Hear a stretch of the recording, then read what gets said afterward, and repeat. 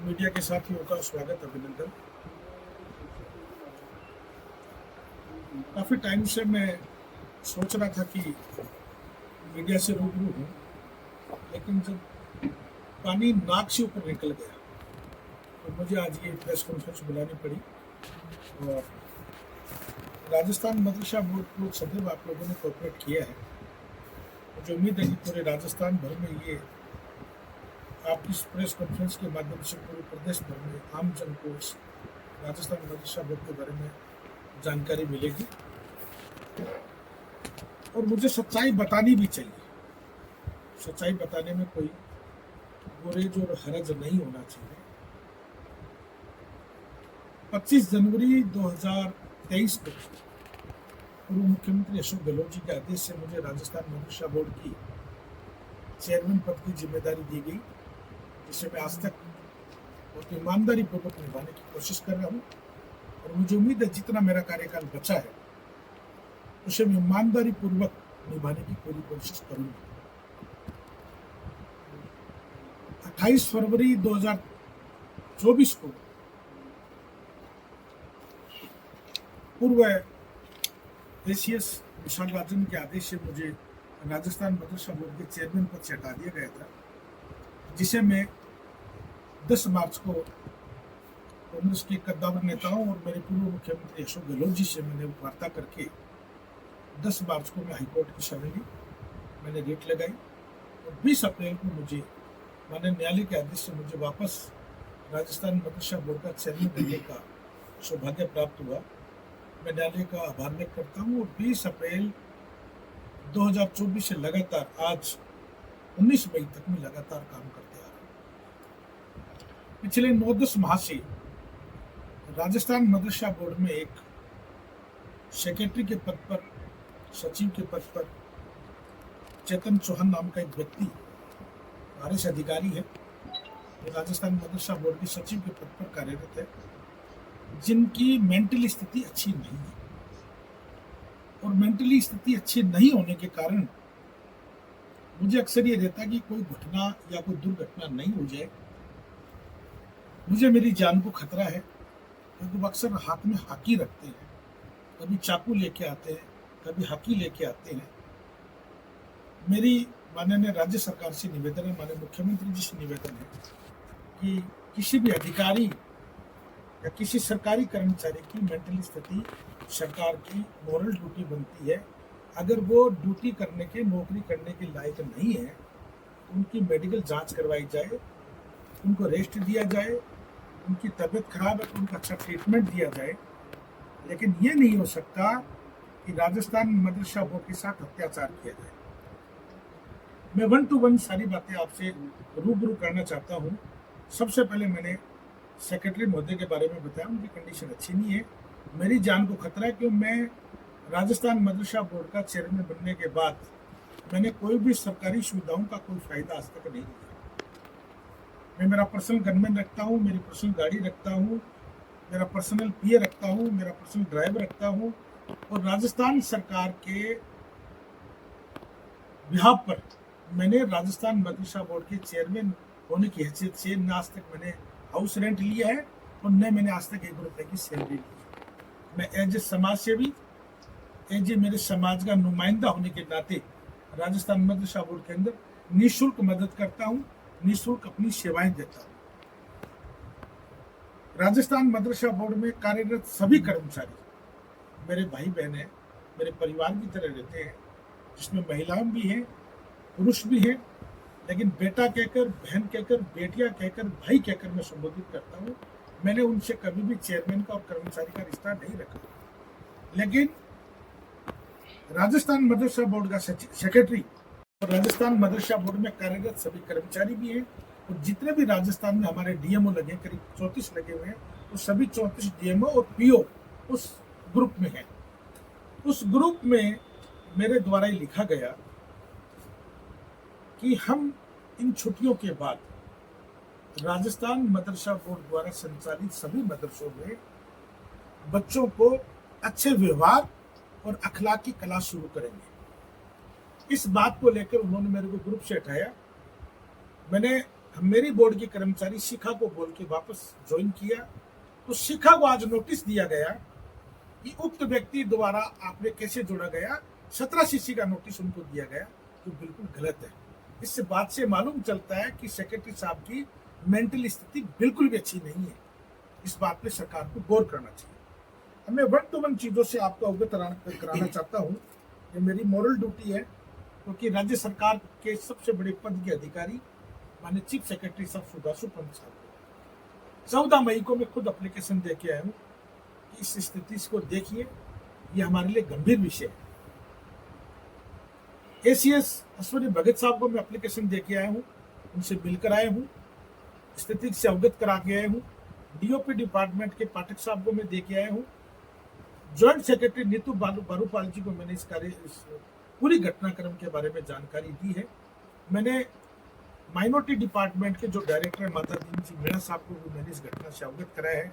Deputy director Javed साहब को मैंने घटना से अवगत कराया। उसके बावजूद अगर सरकार चेत नहीं रही है, सरकार अगर काम नहीं कर रही है, तो या तो वो आदमी सामने आए कि सेक्रेटरी के माध्यम से कोई ये काम करवा रहा है, या फिर सेक्रेटरी अगर ये काम करना चाहेगी तो ऐसा कभी नहीं हो सकता और न कभी होने दूंगा।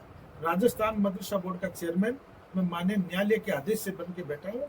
ये न्यायालय की अवहेलना है। न्यायालय के बारे में ये एक तरीके से आरोप है कि राजस्थान मदरसा बोर्ड का चेयरमैन जब बैठा है उसके ऊपर होकर आप कोई काम कर रहे हैं, कर्मचारियों को प्रताड़ित कर रहे हैं। और मैं सारी चीजों से आपको अवगत कराता हूं। राजस्थान मदरसा बोर्ड में आज तक 3699 या करीब 3700 के लगभग मदरसा राजस्थान मदरसा बोर्ड से रजिस्टर्ड है। पूर्व की सरकारों में, चाहे वह वसुंधरा जी की सरकार रही हो, अशोक गहलोत जी की सरकार रही हो, उसका एक सिस्टम बना हुआ था कि कोई भी आदमी अपना मदरसा रजिस्टर्ड करवाना चाहता है, वो डीएमओ के पास जाए, अपनी फाइल बना के जाए, डीएमओ उस मदरसे को चेक करे, पॉजिटिव नेगेटिव जो रिपोर्ट बनानी वो रिपोर्ट बनाए। वो फाइल अगर पॉजिटिव होती है, बनने लायक होता है, तो वो मदरसा बोर्ड में आती है। हम उक्त मदरसा के सदर संचालक को, सचिव को लेटर भेजते हैं कि आपकी फाइल आई है, इसके 500 रुपये मात्र शुल्क लेते हैं। जमा करके फाइल को हमने फिर मदरसा बोर्ड द्वारा कमेटी गठित कर रखी है कि इसकी अगर कोई कमी पूर्ति है तो उसको पुनः लेटर डालो। अगर कमी पूर्ति नहीं है तो सेक्रेटरी के सिग्नेचर होते हैं, चेयरमैन के सिग्नेचर होते हैं, जॉइंट सेक्रेटरी के सिग्नेचर होते हैं, एसीएस के सिग्नेचर होते हैं, फिर माननीय जो मंत्री होता है माइनॉरिटी अफेयर्स का, उसके सिग्नेचर होते हैं। उसके बाद अप्रूवल होकर मदरसा बोर्ड में पुनः फाइल आती है, फिर जाकर कोई रजिस्ट्रेशन बनता है। पिछले 1.5 साल से इस प्रक्रिया को बिल्कुल बंद कर दिया गया। करीब 200 से ज्यादा रजिस्ट्रेशन आपने बंद कर रखे हैं। जानबूझ के काम नहीं किया जा रहा है, लोगों को परेशान किया जा रहा है, लोग बार बार बोर्ड के चक्कर काट रहे हैं। मैंने कई बार नोट शीट पे लिख के भेजा है कि अगर फिलहाल राजस्थान सरकार में अगर कोई मंत्री नहीं है माइनॉरिटी डिपार्टमेंट का, तो वर्तमान माइनॉरिटी डिपार्टमेंट माननीय मुख्यमंत्री जी के पास है। वह हम किसी से राब्ता करें, किसी से जानकारी दें, इसका क्या सिस्टम हो सकता है, उस सिस्टम के अकॉर्डिंग हम लोग काम करें, लेकिन नहीं करते हैं। इसी तरह जो मदरसे कर्मोन्वित करने का काम होता है, उसका सेम प्रोसीजर होता है, वो काम भी रोके जा रहे हैं। मुख्यमंत्री आधुनिकीकरण योजना के तहत जिन मदरसों को 15 लाख या 25 लाख की स्कीम दी गई बिल्डिंग बनाने के लिए, उनकी 10% राशि हम पहले जमा करवाते हैं। उसके बाद जितने भी डेवलपमेंट के सरकार के काम होते हैं वो सरकारी कार्यकारी एजेंसी के माध्यम से होते हैं। ग्राम पंचायत काम करता है, नगर पालिका काम करती है, नगर परिषद काम करती है, नगर निगम काम करती है, संस्था काम करती है, पीडब्ल्यूडी काम करती है। किसी की प्रथम किस्त रोक रखी है, किसी की द्वितीय किस्त रोक रखी है, किसी की तृतीय किस्त रोक रखी है, किसी को यूसी के नाम पे ब्लैकमेल करते हैं, किसी के टीसी के नाम पे ब्लैकमेल करते हैं। और सारा घूम फिर के कारण ये है कि इनको इन फाइलों में भ्रष्टाचार चाहिए, इनमें इनको पैसा चाहिए, क्योंकि वो लोग गरीब लोग हैं। उनका 10% राशि बड़ी मुश्किल से इकट्ठी करके यहाँ देते हैं, जानबूझ के उन फाइलों पे नोटिंग करते हैं और पैसा नहीं दे रहे। पूर्व की सरकार ने, माननीय अशोक गहलोत जी ने 6843 लोगों की भर्ती की घोषणा की थी, बजट घोषणा की। राजस्थान मदरसा बोर्ड ने नोटिफिकेशन जारी किया, उसके बावजूद उस भर्ती की फाइल को बंद कर दी गई। मैं बार बार कहता रहा हूं फाइनेंस को इससे अवगत करा जाए, माननीय मुख्यमंत्री जी को इससे अवगत करा जाए, माननीय एससी साहब को अवगत करा जाए, लेकिन जानबूझ के इस फाइल को कोने में लगाने का काम किया जा रहा है ताकि नई भर्ती ना हो। पूर्व की सरकार ने 25 करोड़ रुपए की स्मार्ट क्लास की एक बजट घोषणा की थी, जिसमें 500 स्मार्ट क्लास लगेगी। प्रत्येक मदरसों के अंदर स्मार्ट रूम बनेगा, उसका रेनोवेशन होगा, अच्छे उसमें विंडो दरवाजे लगेंगे, एसी लगेगी, अच्छे पंखे लगेंगे, अच्छी कलर पुताई होगी, अच्छे फर्नीचर लगेंगे और बच्चों को एक अच्छा आधुनिकीकरण योजना के तहत बच्चों को मॉडर्न टेक्नोलॉजी से उनका फायदा मिलेगा। उस फाइल का 13 करोड़ 65 लाख रुपए मदरसा बोर्ड में आने के बावजूद उस फाइल को बंद कर दी गई कि मदरसा में स्मार्ट क्लास की जरूरत नहीं है, जबकि वसुंधरा जी के वक्त में 270 स्मार्ट क्लास मदरसों में लगी है। मुख्यमंत्री अशोक गहलोत जी के कार्यकाल में 500 से ज्यादा स्मार्ट क्लास लगी है।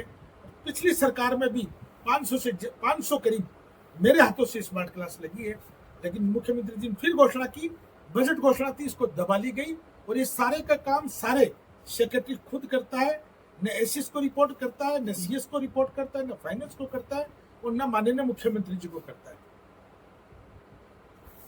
जी ने 5562 कर्मचारियों को, तो राजस्थान मदरसा बोर्ड में कोई 2002 से नौकरी कर रहा है, कोई 2008 से नौकरी कर रहा है, कोई 2010 से नौकरी कर रहा है, कोई 2012 से नौकरी कर रहा है, परमानेंट करने के लिए ऐलान किया था। बाकायदा हमने 5 अक्टूबर 2023 को उसका नोटिफिकेशन भी जारी किया था और उसके लिए बाकायदा कमेटी का गठन किया गया था।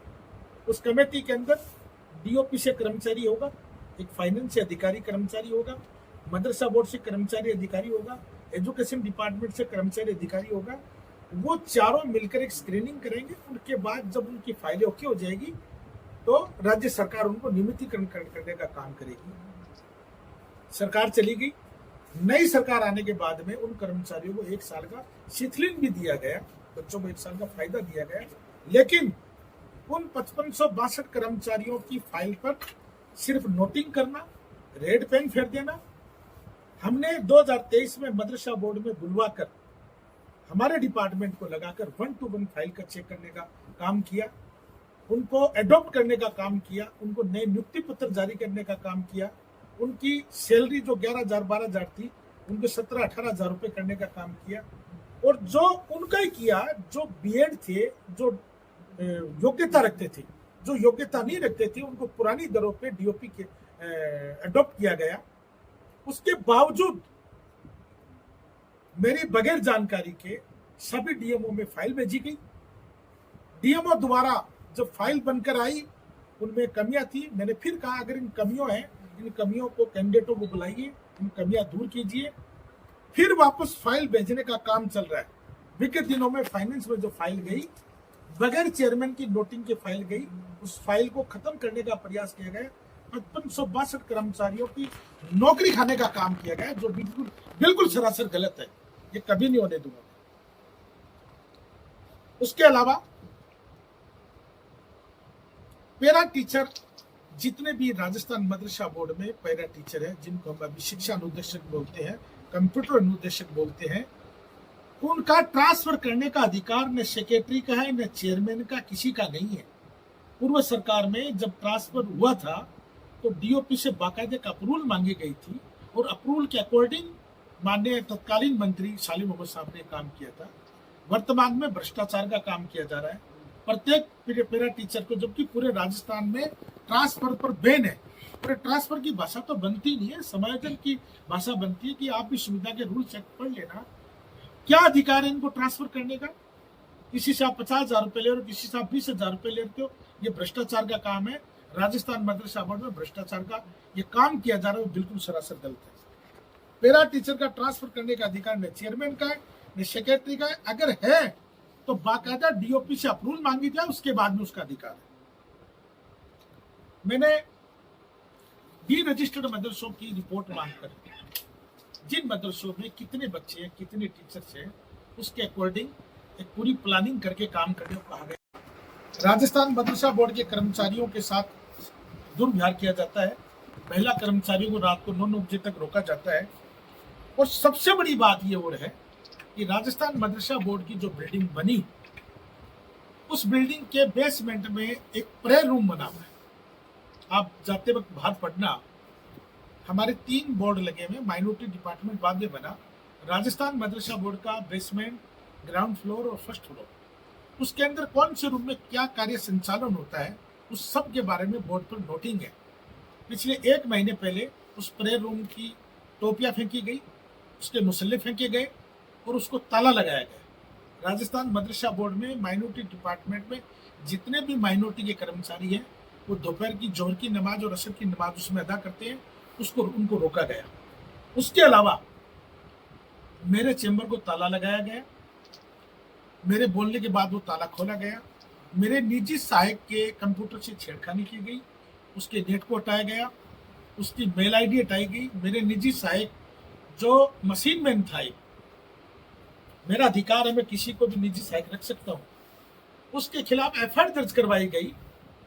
राजस्थान मदरसा बोर्ड में फिलहाल जो नंगा नाच हो रहा है, मैं एमडी चौबदार, मैं मुस्लिम समुदाय से आता हूँ, लेकिन आप ऐसा नहीं कर सकते कि एक दिमाग से जो आदमी पैदल है, जिसका दिमागी संतुलन खराब है, उसको राजस्थान मदरसा बोर्ड का चेयरमैन हमारे पे सेक्रेटरी थोप कर और हमारे कर्मचारियों के साथ दुर्व्यवहार करवाते हो, हमारे पेरेंट टीचर के साथ दुर्व्यवहार कराते हो, हमारे मदरसे मस्जिदों के जो मौलाना आते हैं उनको गालियां निकलाने का काम करते हो। ये कतई बर्दाश्त नहीं किया जाएगा।